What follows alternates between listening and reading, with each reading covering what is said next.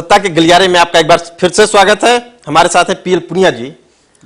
आप यूपी में एक नहीं 3 मुख्यमंत्रियों के मुख्य सचिव रह चुके हैं, कल्याण सिंह, मुलायम सिंह, मायावती। सबसे बेहतर प्रशासन किसका लगता है आपको? देखिए, बेहतर तो कोई नहीं थे, लेकिन ये कि मैंने जहां भी रहा, मैंने अपने तरीके से, अपने विवेक से जो कर सकता था और जो इन मुख्यमंत्रियों को श्रेय मिले, इसलिए प्रशासन को ठीक चलाने का काम मैं करता था। आज अगर किसी को श्रेय कोई मिलता है तो मेरे कारण था, उनके अपनी काबिलियत के कारण नहीं था। उन्होंने जो करने थे, जो आज कर रहे हैं, जो आज उनके खिलाफ आरोप है, तो उस समय भी वो एक्टिविटी अपने करते थे, लेकिन उससे मेरा कोई लेना देना नहीं।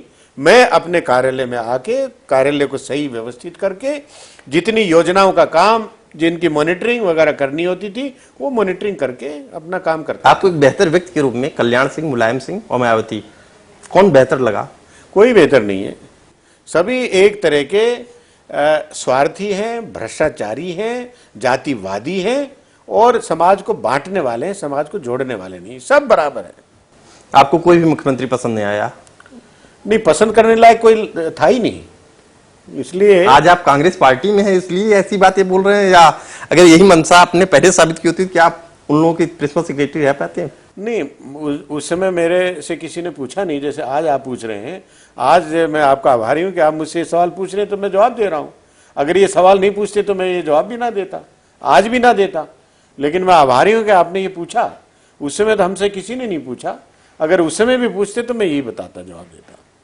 भ्रष्टाचार के मुद्दे को आप इतने अच्छे तरीके उठा रहे हैं। इस समय यूपी की सड़कों पे भ्रष्टाचार का मुद्दा अन्ना हजारे उठा रहे हैं, विश्वबंधु गुप्ता जैसे लोग उठाने की कोशिश कर रहे हैं। कांग्रेस पार्टी कहां पिछड़ रही है? कांग्रेस पार्टी ने तो खुद कहा है, अन्ना हजारे जी आइए उत्तर प्रदेश देखिए, और स्वामी अग्निवेश जी ने कहा है, और प्रदेशों में तो लोग चोरी छुपे करते हैं, लोग यहां तो खुल्लम खुल्ला भ्रष्टाचार है, हर काम के लिए रेट फिक्स है और उससे एक भी व्यक्ति मुक्त नहीं है। बहुजन समाज पार्टी के भी लोग अगर कोई काम कराना चाहते हैं तो उनको वो फीस जमा करनी होगी। जो भ्रष्टाचार है वो एकदम संस्थागत भ्रष्टाचार है, इंस्टीट्यूशनलाइज करप्शन है। वो तो आज तक कभी देखने को नहीं मिला। पहले लोग भ्रम में रहते थे, एक मर्यादा रखते थे, बात तो ईमानदारी की करते थे, ये ईमानदारी की नहीं, तो कहते हमको तो पैसा चाहिए, पैसे के अलावा कुछ नहीं, सिर्फ पैसा। तो कांग्रेस पार्टी तो पीछे है ही नहीं। कांग्रेस पार्टी ने तो लोकपाल बिल रखा था, वो जन समर्थन कांग्रेस पार्टी को नहीं मिल रहा है जो मिलना चाहिए भ्रष्टाचार के मुद्दे पे। देखिए, आम आदमी से जुड़ने में कहां कमी आ रही है? समर्थन तो पूरी जनता हमारा कर रही है। श्रेय कोई और ले लें, ये अलग बात हो सकती है, लेकिन कांग्रेस पार्टी ने कभी समझौता नहीं किया। आपका आदर्श घोटाले की जो बात करिए सोसाइटी की, वहां महाराष्ट्र में, उस समय मात्र आरोप लगा था। आरोप कोई सिद्ध नहीं हुआ था, कोई जांच नहीं हुई थी, लेकिन मात्र आरोप लगते ही एक चीफ मिनिस्टर, इस प्रदेश के मुखिया एडमिनिस्ट्रेशन, उससे कहा गया कि आप हट जाइए। तो ये कोई मामूली बात है? अब एक कैबिनेट मिनिस्टर जो इसी सरकार में, यूपी सरकार में था, उसको गिरफ्तार करके आज जेल में है। उनके सांसद वो जेल में है। भ्रष्टाचार से कभी कांग्रेस ने समझौता किया? कभी नहीं समझौता किया। हमने कभी भी अन्ना हजारे जी का जो मुहिम चलाया उसका कभी विरोध नहीं किया। हम चाहते हैं कि वो ज्यादा से ज्यादा हो। इस समाज में भ्रष्टाचार एक कोड़ की तरह से स्थापित हो गया है, उसको तो सर्जरी होके निकालना ही चाहिए। जो भ्रष्टाचारी हैं उनके खिलाफ कार्रवाई होनी ही होनी चाहिए, और मैं तो स्वागत करता हूं अन्ना हजारे जी का। और इसीलिए कांग्रेस पार्टी ने, हमारे प्रदेश अध्यक्ष डॉक्टर रीता बहुगुणा जोशी जी ने, उन्होंने कहा कि मैं आमंत्रित करती हूं अन्ना हजारे जी को कि उत्तर प्रदेश में आए और स्वयं अपने आप से देख लें और इसके खिलाफ मुहिम चलाएं। क्योंकि आज अगर देश में सबसे भ्रष्टाचारी सरकार है तो उत्तर प्रदेश की सरकार है। इसका सबसे पहले इसका इलाज होना चाहिए। रीता जी आमंत्रित कर रही हैं अन्ना हजारे को, रीता जी भी तो कर सकती हैं। वही मैं कह रहा हूं ना, आम जनता से जुड़ाव कुछ कम हो गया है क्या? नहीं, हम कर रहे हैं। देखिए, हर ब्लॉक वाइज उन्होंने आदेश दिए हैं कि इस सरकार के खिलाफ चार्जशीट तैयार करो, और वो हो रहा है। जिन भी योजनाओं में चाहे वो महात्मा गांधी नरेगा में हो, चाहे वो इंदिरा आवास में हो, चाहे वो प्रधानमंत्री सड़क योजना में हो, चाहे वो पेंशन योजनाओं में हो, जितने भी NRHM national rural health mission उस कार्यक्रमों में हो, सबकी तो चार्जशीट बन रही है। हर ब्लॉक वाइज हम चार्जशीट तैयार कर रहे हैं तो उसको देंगे, भ्रष्टाचार बताएंगे। और जहां कांग्रेस पार्टी की तरफ से उत्तर प्रदेश में डॉक्टर रीता बहुगुणा जोशी जी के नेतृत्व में जितना काम हो रहा है ग्रास रूट लेवल पर कि हर गांव जाके इसकी तैयार करो ताकि हम इसके खिलाफ देंगे। और अभी लाखों सिग्नेचर करके गवर्नर को दिए हैं अभी लिख के कि क्या जो भ्रष्टाचार कर रही हैं, किस तरह से प्रजातंत्र का घोटाला उनका गला घोंट रही है, किस तरह से जो नगर पालिकाओं के चुनाव में जो सीधे चुनाव होते थे वो अपने फर्जीवाड़ा करने के लिए इनडायरेक्ट इलेक्शन करने की बात कर रहे हैं, अध्यक्षों की या मेयर की। तो इस सब के खिलाफ तो रोज आंदोलन करते हुए और गवर्नर के सामने पूरा पुनिया जी भ्रष्टाचार के मुद्दे पे काफी प्रखर नजर आ रहे हैं। भ्रष्टाचार की मुहिम छेड़ने वाले दिल्ली के पूर्व आयकर आयुक्त विश्वबंधु गुप्ता जी ने अहमद पटेल से लेकर शरद पवार और महाराष्ट्र के एक पूर्व सीएम और आंध्र प्रदेश के एक पूर्व सीएम का नाम लेके आरोप लगाया उन्होंने खुलेआम। उन्होंने चुनौती भी दी है कि अगर उनके आरोप को कोई गलत ठहराएगा तो सबूत भी पेश करेंगे और धीरे धीरे, अभी उन्होंने बताया कि धीरे धीरे सबूत करके पेश करेंगे। कांग्रेस को अगर भ्रष्टाचार के मुद्दे पर इतनी ही कठोर कार्रवाई करनी है तो अहमद पटेल जी का भी नाम आ गया है, इस पे क्या कहेंगे आप? देखिए, ये विश्वबंधु गुप्ता जी का अपना उनका अपना नजरिया है कि वो कब नाम उजागर करना चाहिए। मैं तो ये चाहूँगा अगर वो वास्तव में इसका भ्रष्टाचार रोकने के हितैषी हैं तो उनको जो भी आरोप है उसको उजागर किया जाना चाहिए, और ताकि जनता भी समझे और फिर सरकार भी उस पर कार्रवाई करे। तो हम तो कभी भी ये नहीं कहा कि किसी भी व्यक्ति का चाहे जितना बड़ा भी हो वो भ्रष्टाचार करे। कांग्रेस पार्टी ने तो कभी इसको माफ नहीं किया।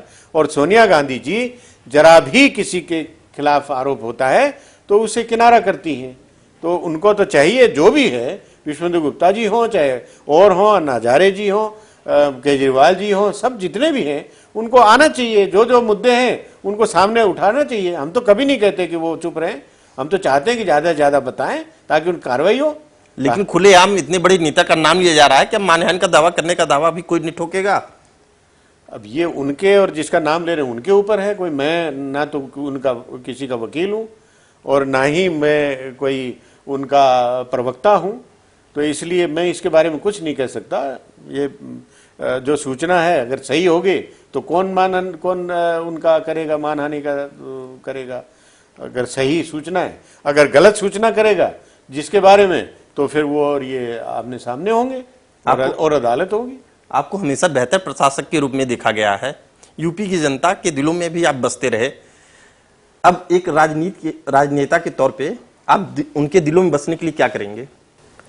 देखिए, मुझे क्या करना है, मैं लोकसभा बाराबंकी लोकसभा क्षेत्र से निर्वाचित होकर आया हूँ और मैंने आज भी पहले जो काम किया जनता के बीच में रह के किया, सुबह से लेकर रात तक किया। आज भी पूरे हिंदुस्तान भर का जिम्मेवारी होने के बावजूद शनिवार इतवार को मैं अपने लोकसभा क्षेत्र में होता हूँ। मैं जो जीता हूँ कोई सामान्य उससे नहीं जीता, 1,68,000 के मार्जिन से जीता हूँ। जनता का स्नेह और प्यार और मान सम्मान मुझे मिला है। मैंने भी लोकसभा के अंदर लोकसभा के बाहर रहकर उस मान सम्मान में बढ़ोतरी की है, उसमें कटौती नहीं होने दी है।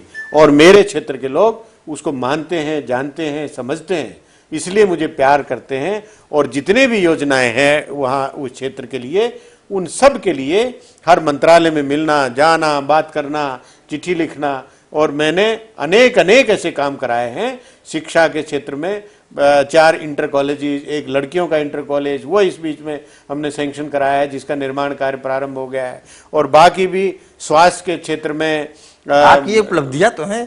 आपने राखी सावंत को भी एक नोटिस भेज दिया, टीवी कलाकार राखी सावंत की बात कर रहे हैं। देखिए, जो अनुसूचित जाति के उत्पीड़न का जो भी मामला होगा, चाहे राखी सावंत हो चाहे जो हो, वो हमारे निशाने पे आएगा। राखी के इंसाफ के शो में जो भी गेस्ट आते थे वो पैसा लेके आते थे, बात जग जाहिर थी। उसके बावजूद उसमें उससे जुड़ा कोई व्यक्ति आत्महत्या कर रहा है तो उसके लिए सीधे राखी सावंत को दोषी ठहरा देना। आपने भी देखा होगा वो शो जिसमें किस तरह बुरी तरह से उनको ललकार ललकार के कि तुम नपुंसक हो इस तरह की बात कह के उनके मर्यादा को चुनौती दी, उनके मान सम्मान को चुनौती दी। कोई भी सम्मानजनक तरीके से उसको बर्दाश्त नहीं कर सकता और उसी सदमे से लेकर उन्होंने आत्महत्या की और पुलिस में केस रजिस्टर है। उन्होंने हम इस प्रोसीडिंग्स में स्टे ले लिया है, तो स्टे ले लिया है तो जब स्टे खत्म होगा या कोर्ट का जो निर्णय होगा उसके हिसाब से कार्रवाई की जाएगी। लेकिन ये बात स्पष्ट है कि अनुसूचित जाति के उत्पीड़न के जो भी मामले होंगे उसमें हम बख्शेंगे नहीं, क्योंकि ये हमारा संविधान के आर्टिकल 338 में हमारी जिम्मेवारी लिखी है और उस जिम्मेवारी का निर्वहन हम खुले तरीके से करेंगे, बिना डर और भय के करेंगे। राखी सावंत का भी इंसाफ आप करेंगे? राखी सावंत का इंसाफ नहीं करेंगे, हम उस गरीब का इंसाफ करेंगे, गरीब का इंसाफ करेंगे। राखी सावंत तो उसमें कल्प्रिट है, वो अपराधी है, उसको न्याय देने का नहीं, उससे न्याय उस गरीब को, उस अनुसूचित जाति के व्यक्ति को, उसको दिलाने की बात है। पीएल पुनिया जी से हमारी खास बातचीत रही। पुनिया जी हमारे कार्यक्रम में आए, इसके लिए इनको बहुत बहुत धन्यवाद। आपका भी बहुत बहुत धन्यवाद, आपका भी बहुत बहुत धन्यवाद। आपने मुझे अवसर दिया इस शो में बुला के, धन्यवाद। सत्ता के गलियारे में थे हमारे साथ पीएल पुनिया जी, जिन्होंने अपनी बात रखी। अगले हफ्ते फिर मिलेंगे किसी और जानी मानी शख्सियत के साथ, इन्हीं अहम मुद्दों के साथ। नमस्कार।